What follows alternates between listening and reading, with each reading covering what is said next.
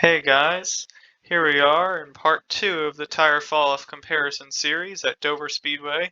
If you haven't seen part 1 yet, make sure to watch that before you watch this video. But anyways, we're around lap 20 in the run, and so we're kind of in the middle of the run, and so I'm going to show an onboard lap, and then I'm going to analyze the lap so we can see basically the differences between what a lap looks like at the start of a run and the middle of the run. So let's head on board and watch the lap.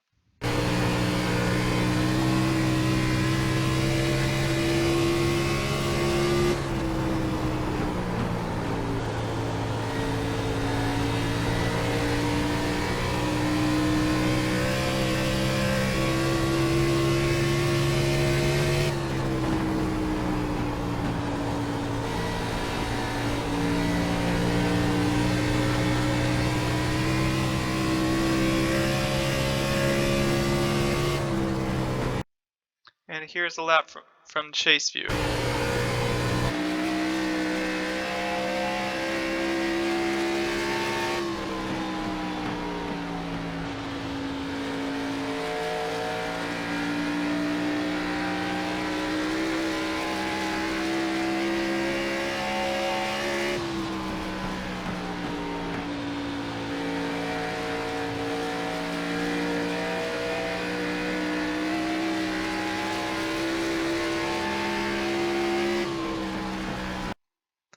Okay, now that we've seen the lap from two different angles, I'm going to just play the lap in slow motion so we can analyze basically the main differences. So coming off the final corner, we almost get into the wall. It just shows how the car is starting to tighten up. Then heading into turn one, we're kind of going off the wall a bit earlier than earlier in the run, getting onto the brakes about 15-20%, about the same as before, except we're holding on the brakes a bit longer. Normally we would have been able to let off it by now. We're still kind of holding on the brakes, coasting the car, getting up to 20% brake pressure, and we're like a whole lane off the inside of the track. Before we were like half lane up, so we're already half lane higher.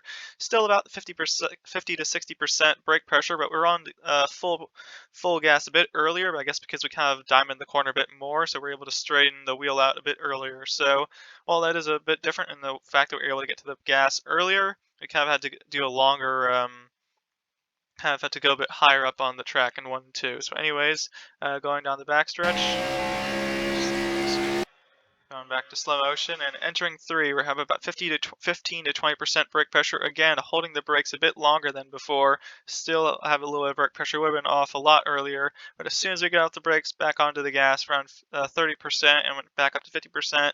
Kind of holding the same line as before, about half a lane up, but let's see if we can get the double apex, kind of bring the car down, and it looks like we can, but look at the gas. We're not being able to get back to full pressure. We're up to 100%, but then we're not able to commit. We're going to let off again and are finally getting back on it just because the car is kind of plowing out of 4. It's not really turning. So the fact that we can't really commit to going back to full gas and then staying there, and the fact that we kind of went like half a lane higher in 1 and 2, those are the main differences, and that's kind of how you can see the tire fall off in the middle of the run.